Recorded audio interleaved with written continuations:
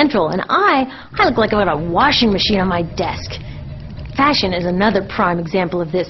Have you ever wondered why women's shoe heels go from fat one year to skinny the next to fat to skinny? It's not because there's some debate about which heel structure is the most healthy for women's feet. It's because wearing fat heels in a skinny heel year shows everybody that you haven't contributed to that era as recently, so you're not as valuable as that person in skinny heels next to you, or more likely in some ad. It's to keep us buying new shoes. Advertisements and media in general plays a big role in this.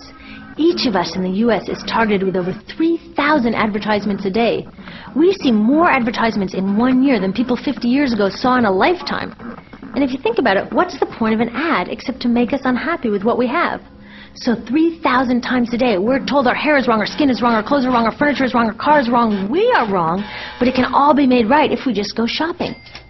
Media also helps by hiding all of this and all of this. So the only part of the materials economy we see is the shopping. The extraction, production, and disposal all happens outside of our field of vision. So in the U.S., we have more stuff than ever before, but polls show that our national happiness is actually declining. Our national happiness peaked in the 1950s, the same time that this consumption mania exploded. Interesting coincidence. I think I know why. We have more stuff, but we have less time for the things that really make us happy. Friends, family, leisure time. We're working harder than ever. Some analysts say we have less leisure time than any time since feudal society. And do you know what the two main activities are that we do with the scant leisure time we have? Watch TV and shop. In the U.S., we spend 3 to 4 times as many hours shopping as our counterparts in Europe do. So we're in this ridiculous situation where we go to work, maybe 2 jobs even, and we come home and we're exhausted, so we plop down on our new couch and watch TV, and the commercials tell us you suck, so you got to go to the mall to buy something to feel better, and then you got to go to work more to pay for the stuff you just bought, so you come home and you're more tired, so you sit down and you watch more TV, and it tells you to go to the mall again, and we're on this crazy work, watch, spend treadmill, and we could just stop. So in the end, what happens to all the stuff we buy anyway? At this rate of consumption, it can't fit into our houses, even though the average house size has doubled in this country since the 1970s. It all goes out in the garbage. And that brings us to disposal. This is the part of the materials economy we all know the most because we have to haul the junk out to the curb ourselves. Each of us in the United States makes 4.5 pounds of garbage a day. That's twice what we each made 30 years ago. All of this garbage either gets dumped in a landfill, which is just a big hole in the ground, or if you're really unlucky, first it's burned in an incinerator and then dumped in the landfill. Either way, they both pollute the air, land, water, and don't forget, change the climate.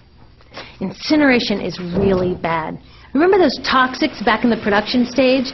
Well, burning the garbage releases the toxics up into the air.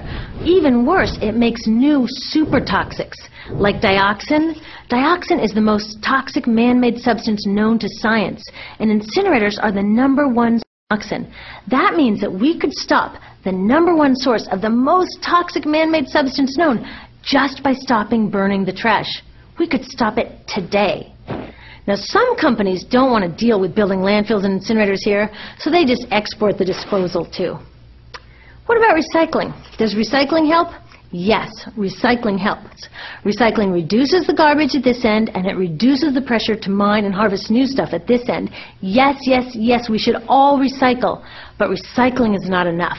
Recycling will never be enough, for a couple reasons. First, the waste coming out of our houses is just the tip of the iceberg.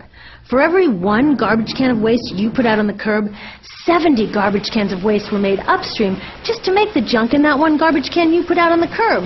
So even if we could recycle 100% of the waste coming out of our households, it doesn't get to the core of the problems. Also, much of the garbage can't be recycled, either because it contains too many toxics or it's designed not to be recyclable in the first place.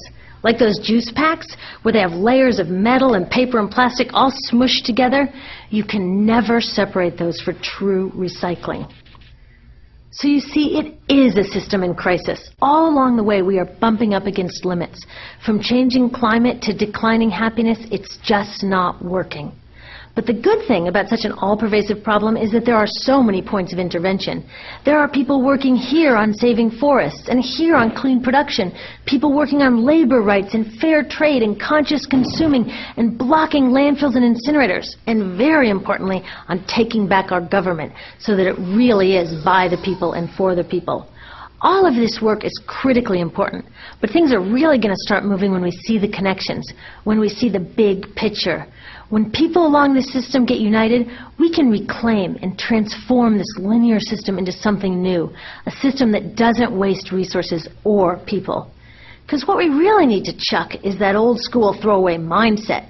There's a new school of thinking on this stuff, and it's based on sustainability and equity, green chemistry, zero waste, closed-loop production, renewable energy, local living economies. It's already happening. Now, some say it's unrealistic, idealistic that it can't happen, but I say the ones who are unrealistic are those that want to continue with the old path. That's dreaming. Remember, that old way didn't just happen. It's not like gravity that we've just got to live with. People created it, and we're people too. So let's create something new.